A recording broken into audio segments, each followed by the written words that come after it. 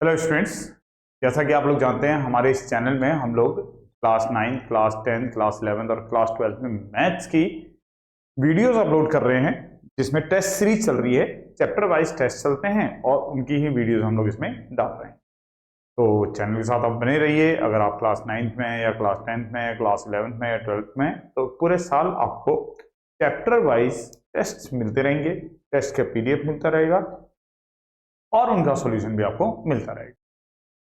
तो जैसे आज की जो सीरीज है, इसमें हम लोग क्लास 10th में linear equation in two variable का सेट बी कर रहे हैं। पिछली वीडियो में सेट ए करा था। इसकी दो वीडियो अभी और आएंगी, सेट सी और सेट डी की, जिसमें ग्राफ और वर्ड प्रॉब्लम के क्वेश्चन आएंगे। अभी इसमें भी मैंने कुछ वर्ड प्रॉब्लम के क्वेश्चन इंक्लूड करे हैं, लेकिन वो बहुत सिंपल से हैं, बहुत बेसिक से क्वेश्चन है। थोड़े एडवांस क्वेश्चन नेक्स्ट वीडियोज में आपको मिलेंगे। बाकी इसके अंदर जो टाइप ऑफ सॉल्यूशंस हैं और जो एलिमिनेशन मेथड है उसको कवर किया गया। चलिए स्टार्ट करते हैं। तो पहला ही क्वेश्चन लेते हैं। पहला क्वेश्चन है, फर्स्ट का ही पार्ट। अगर एक लाइन है ax plus B Y equal to C और एक है lx plus M Y equal to N और इनका यूनिक सॉल्यूशन हो, तो रिलेशन बतानी है कोफिशिएंट्स के बीच में। चलिए, यूनिक सॉल्यूशन देखिए, इक्वेशन है हमारे पास ax plus B Y equal to C और दूसरी इक्वेशन है lx plus M Y equal to N. तो अगर a1 अपॉन a2 ले तो वो कितना होगा, a अपॉन में l। अगर b1 अपॉन b2 ले तो वो कितना होगा, b अपॉन में m। यूनिक सॉल्यूशन का काम हमारा इन दोनों से ही हो जाएगा। तो यूनिक सॉल्यूशन के लिए हम लोग लिखते हैं, यूनिक सॉल्यूशन के लिए जो हमारी कंडीशन होती है, फॉर यूनिक सॉल्यूशन, तो यूनिक सॉल्यूशन के लिए हम लोग लेते हैं a1 upon a2 not equal to b1 upon b2। तो a1 अपॉन a2 और b1 अपॉन b2 बराबर नहीं होते हैं, तो a अपॉन l जो होगा वो नॉट इक्वल होगा b अपॉन m के। क्रॉस मल्टीप्लाई कर देंगे तो am नॉट इक्वल होना चाहिए b इंटू एल के। तो ये हुआ यूनिक सॉल्यूशन की कंडीशन। और करना नॉट इक्वल टू लगाना है यहाँ पर, ठीक है ना। तो a इंटू एम जो है वो b इंटू एल के बराबर नहीं होगा। जब ये दोनों बराबर नहीं होंगे तब इसका यूनिक सॉल्यूशन होगा। बाकी हमेशा इसका जो होगा वो या तो अगर ये दोनों बराबर हो गए तो फिर इसका कोई दूसरा सॉल्यूशन होगा, मतलब या तो नो या फिर इनफाइनाइट। यूनिक के लिए इन दोनों को बराबर नहीं होना चाहिए। अगला है कि एक 2x plus 5y equal to 4 है इक्वेशन, और दूसरी इक्वेशन लिखनी है। इस तरीके से लिखनी है कि lines represented by the pair are coincident. Coincident का मतलब क्या हुआ, एक लाइन है, अगर उसी के ऊपर दूसरी लाइन है तो इसको क्या बोलते हैं, कोइंसिडेंट। एक लाइन के ऊपर दूसरी लाइन होनी चाहिए। इनफाइनाइट सॉल्यूशन भी कहते हैं इसको, इनफाइनाइट सॉल्यूशन कह लें चाहे कोइंसिडेंट कह लें। तो कोइंसिडेंट की कंडीशन अगर याद करो तो कोइंसिडेंट की कंडीशन क्या होती है, और कोइंसिडेंट लाइन अगर है, क्या इनफाइनाइट सॉल्यूशन भी कह सकते हो। उसके लिए कंडीशन क्या होती है कि a1 upon a2 b1 upon b2 और c1 अपॉन c2 तीनों की वैल्यू कैसी होनी चाहिए, इक्वल। अगर कोइंसिडेंट लाइन है तो तीनों की रेशियो जो है सेम आना चाहिए। अब पहली इक्वेशन आपके पास 2x plus 5y equal to 4। दूसरी इक्वेशन ऐसे लिखनी है कि रेशियो सेम आए। दूसरी इक्वेशन इस तरीके से लिखनी है कि रेशियो सेम आए। तो बताइए क्या हो सकता है इसका तरीका। सबसे आसान तरीका क्या है कि आप रेशियो के बारे में मत सोचिए। आप क्या करो, तीनों को ना किसी भी एक नंबर से मल्टीप्लाई कर दो। अगर तीनों को एक ही नंबर से मल्टीप्लाई कर दोगे तो रेशियो अपने आप सेम आ ही जाएगा। जैसे मैं 3 से मल्टीप्लाई करूँ, 3 से मल्टीप्लाई करूंगा यहाँ पे कितना आएगा 6x। 3 से मल्टीप्लाई करूंगा यहाँ पे कितना आएगा 15y। 3 से मल्टीप्लाई करूंगा यहाँ पे कितना आएगा 12। तो यही हो जाएगा हमारा आंसर। रेशियो निकाल के देख लो। अगर शक हो रहा है तो आप रेशियो निकाल के देख सकते हैं। 2 और 6 का रेशियो 1/3, 5 और 15 का रेशियो 1/3, 4 और 12 का रेशियो 1/3। तीनों रेशियो बराबर है, तो इसका मतलब लाइन कैसी हो गई, ये कोइंसिडेंट लाइन हो गई, या इसके सॉल्यूशन कैसे हो गए, इनफाइनाइट। यही हमारा इसका आंसर हो जाएगा। क्या करना है, किसी भी नंबर से आप मल्टीप्लाई करते। मैंने 3 से करा पर 3 कोई जरूरी नहीं, आप 2 से करो, 4 से करो, 5 से करो, नेगेटिव नंबर से करो, किसी से भी आप मल्टीप्लाई कर सकते हो। तो रेशियो डेफिनेटली आपको हमेशा सेम मिल जाएगा।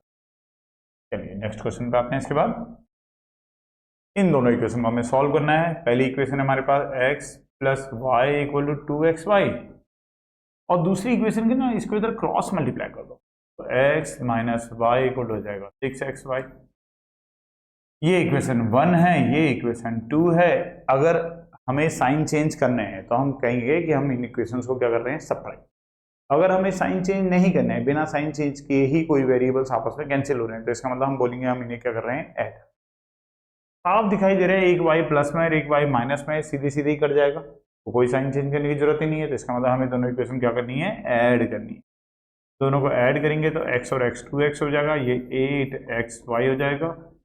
यहां से x को इधर भेज देते हैं, 8 को इधर भेज देते हैं, तो 2/8 इक्वल टू xy अपॉन में x x कट जाएगा, 2 1 जा 2, 2 4 जा 8, तो यहाँ पे y बचा, यहाँ 1/4। y की जो वैल्यू हो गई वो कितनी हो गई, 1/4।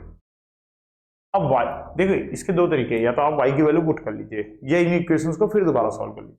मैं पुट कर लेता हूँ, पुट कर रहा हूं मैं। Put the value of y in equation first. Equation first में अगर हम इस वैल्यू को डालते हैं तो हमारे पास x की जो वैल्यू है वो तो नहीं पता, और y की वैल्यू 1/4 है। 2x तो नहीं पता, पर y की वैल्यू 1/4। आप दोबारा से सॉल्व करके भी कर सकते थे इसको, साइन चेंज करते, x काटते, तो उससे भी हो सकता था। 1/4 ये आ जाएगा x अपॉन में 2, कैंसिल करके x वाले एक तरफ ले लो, x minus x/2 equal to 1/4। अब यहाँ अगर 2 एलसीएम ले लेंगे तो यहाँ अपॉन में तो 1 है, तो 2 की मल्टीप्लाई x में हो जाएगी, तो 2x हो जाएगा, माइनस यहाँ पे 2 से 2 कैंसिल हो जाएगा, तो x हो जाएगा इक्वल टू 1/4 हो जाएगा। 2x में से x किया तो x अपॉन में 2 इक्वल टू 1/4। ये 2 इधर आ जाएगा, तो 2/4, तो ये वैल्यू आ जाएगी सॉल्व करने पर 1/2, 2 1 जा 2, 2 2 जा 4, तो 1/2। इस तरीके से हमें x की वैल्यू तो मिल गई 1/2, और y की वैल्यू हमने पहले ही निकाल रखी थी 1/4। यही हो जाएगा हमारा इसका आंसर। ठीक है, आंसर प्रॉपर वे में लिख देना, ये नहीं कि आपने यहीं पे x निकाला, यहीं पे y निकाला और इतने में ही आंसर छोड़, ऐसा मत करना, प्रॉपर तरीके से आंसर को लिख देना। चलिए नेक्स्ट क्वेश्चन पे आते हैं। इसके बाद इन दोनों इक्वेशन को हमें सॉल्व करना है, ये भी एलिमिनेशन मेथड से ही होगा। पहली इक्वेशन है mx minus ny equal to m square plus n square, और दूसरी इक्वेशन है x plus y equal to 2m। ये इक्वेशन 1 है, ये इक्वेशन 2 है। अगर हम इन्हें एलिमिनेट करना चाहते हैं तो हमें कोएफिशिएंट को बराबर करना पड़ेगा, तो या तो x वाले बराबर करवा लो या y वाले करवा लेता हूं, क्योंकि ये माइनस में, अगर ये प्लस में रहेगा तो एडिशन में ही ये कट जाएंगे। y वाले को बराबर करवाना है तो n से मल्टीप्लाई कर देते हैं, mx हो गया माइनस ny हो गया इक्वल टू में m square plus n square हो गया, n से मल्टीप्लाई करेंगे तो nx हो गया प्लस ny हो गया इक्वल टू में 2mn हो गया। ny माइनस का ny प्लस का, ये तो कट जाएगा, यहाँ बचेगा mx plus nx equal to में m square plus n square plus 2mn। यहाँ से x कॉमन ले लेंगे तो m प्लस n आएगा, ये बन जाएगा m प्लस n का होल स्क्वायर, अपॉन में भेज देते हैं, ये बन जाएगा m प्लस n का होल स्क्वायर अपॉन में m प्लस n। इस m प्लस n से ये स्क्वायर कैंसिल हो जाएगा, तो x की वैल्यू आ जाएगी m प्लस n। अब x की वैल्यू पुट करके y की वैल्यू निकालनी है, तो सेकंड में पुट करते हैं, आसानी से निकल जाएगी वैल्यू। तो क्या करेंगे, put the value of x in equation 2। भाई जिससे कैलकुलेशन आसानी से जाए वो काम करना चाहिए। x plus Y equal to 2m है हमारे पास, y की जगह पे m plus n equal to में 2m। यहां से ये दोनों उधर चले जाएंगे तो 2m के साथ माइनस में m आ जाएगा और माइनस में n आ जाएगा, 2m में से m गया तो m माइनस n। इस तरीके से x की वैल्यू हो गई m माइनस n और y की वैल्यू हो गई m प्लस n, और यही हो जाएगा का आंसर। चलिए नेक्स्ट क्वेश्चन पे आते हैं। इसके बाद नेक्स्ट क्वेश्चन है, find the value of k for which the following system equation है नो सॉल्यूशन। नो सॉल्यूशन के लिए k की वैल्यू, तो देखिए अगर हम यहां से a1/a2 की वैल्यू लें, a1/a2 का मतलब होता है जो x के कोएफिशिएंट्स हैं उनका रेशियो, तो कितना आएगा k/12। अगर b1/b2 ले वो कितना होगा, जो y के कोएफिशिएंट्स हैं उनका रेशियो, तो वो कितना होगा 3/k। c1/c2 की वैल्यू लें तो जो कॉन्स्टेंट्स हैं वो तो k माइनस 3/6।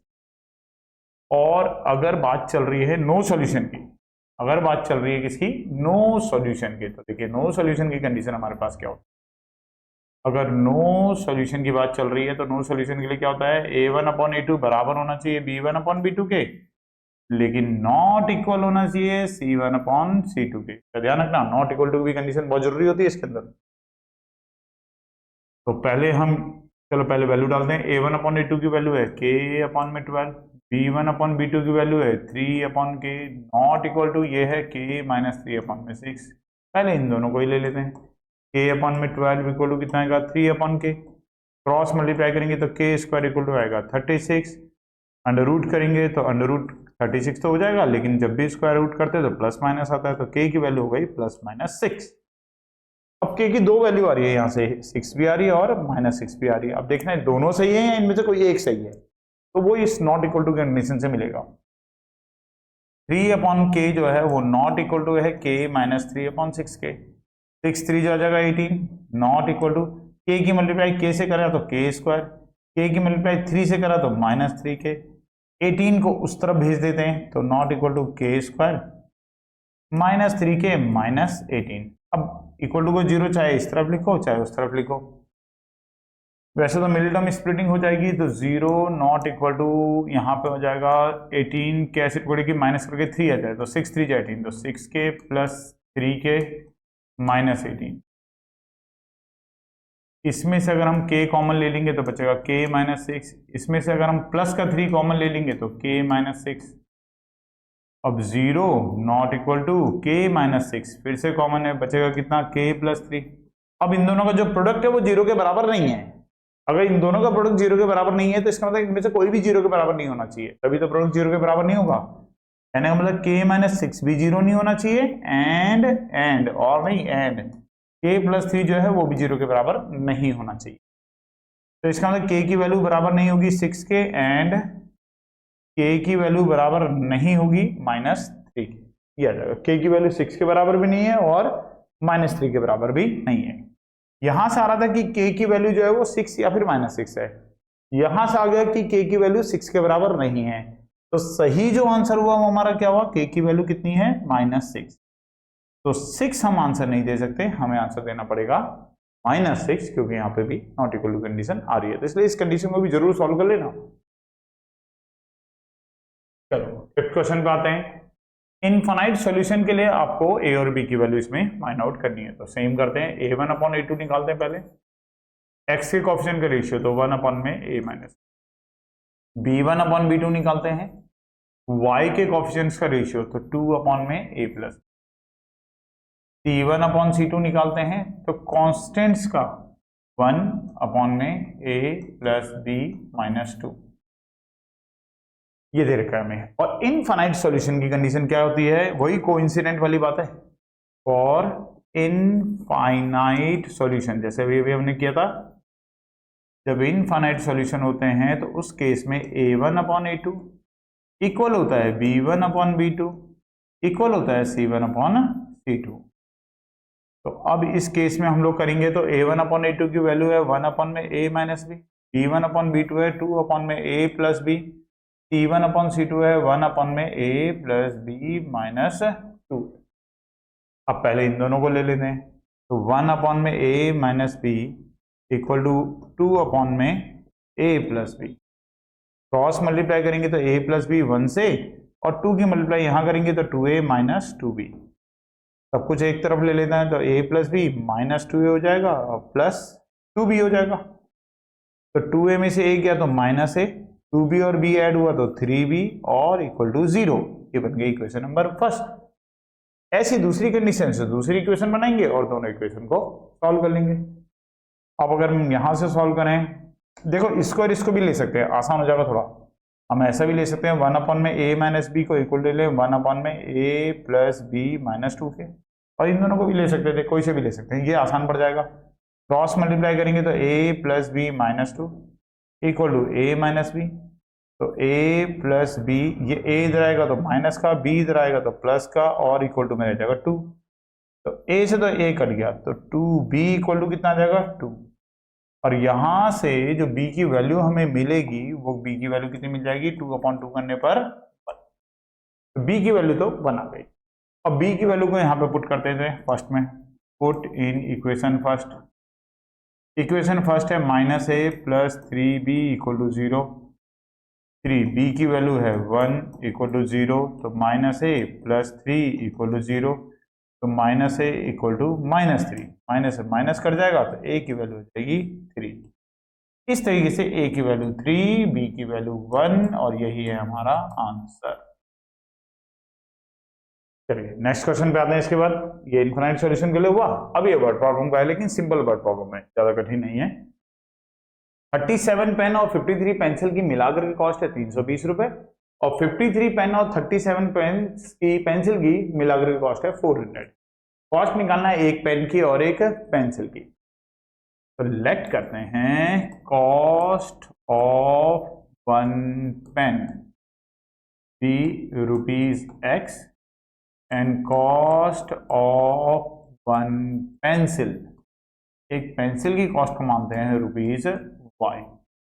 अब लेते हैं फर्स्ट कंडीशन, पेन कितने 37, एक पेन कितने का है x का, तो 37 कितने के हुए 37x के। एक पेंसिल y की 53 पेंसिल है तो कितनी की हो जाएगी 53y की। टोटल कॉस्ट कितनी दे रखी है 320। Equation number 1। सेकंड कंडीशन में पेन कितने 53, एक पेन x का तो 53 पेन कितने के 53x के। एक पेंसिल y की तो 37 पेंसिल कितने की 37y की, और टोटल कॉस्ट है 400। और अब इसको करेंगे सॉल्व। तो ये खास तरीके की इक्वेशन है, यहाँ पर x का कोएफिशिएंट, यहाँ पर y का कोएफिशिएंट सेम है, ऊपर y का कोएफिशिएंट, नीचे x का कोएफिशिएंट सेम है। तो ऐसी इक्वेशन में हम लोग क्या करते हैं, एक बार इनको ऐड करेंगे और एक बार इनको सब्ट्रैक्ट करेंगे, तो दो बहुत आसान सी इक्वेशन आएंगी और उन इक्वेशन को हम सॉल्व करेंगे। तो ऐड करते हैं, चलो पहले एडिंग फर्स्ट एंड सेकेंड। तो ऐड का मतलब होता है इनका कोई साइन चेंज नहीं करना है।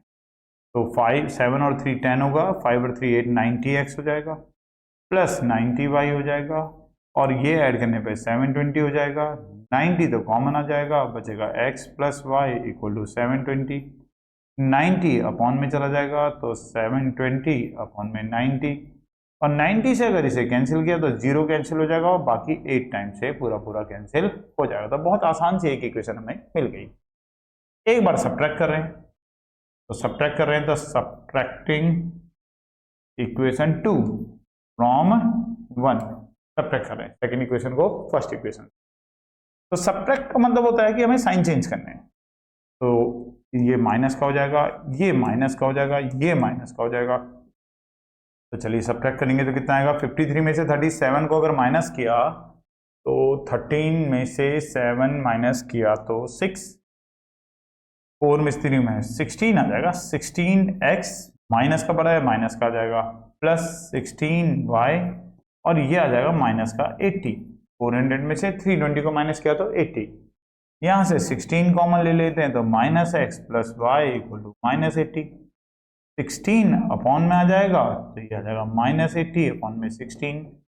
16 से 80 को डिवाइड करेंगे तो ये आ जाएगा -5, नंबर 4।